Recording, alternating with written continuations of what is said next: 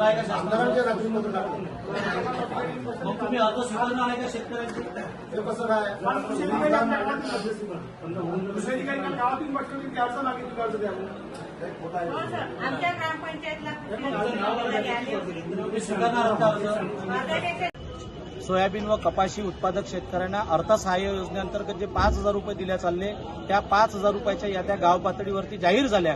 या जाहीर झालेल्या याद्यामध्ये नांदगाव खंडेश्वर तालुक्यातील 50% शेतकरी वंचित असल्यामुळे ई पीक पाहणी करून सुद्धा शेतकऱ्यांची नावे त्या यादीत आली नाही आणि अधिवेशन काळात या महायुती सरकारने शिंदे फडणवीस सरकारने शेतकऱ्यांना हेक्टरी 5,000 रुपये सरसकट देऊ असं सांगणारं सरकार आता ई पीक पाहणीची अट लादत आहे. त्यामुळे आज शिवसेनेच्या वतीनं उद्धव बाळासाहेब ठाकरे पक्षाच्या वतीनं या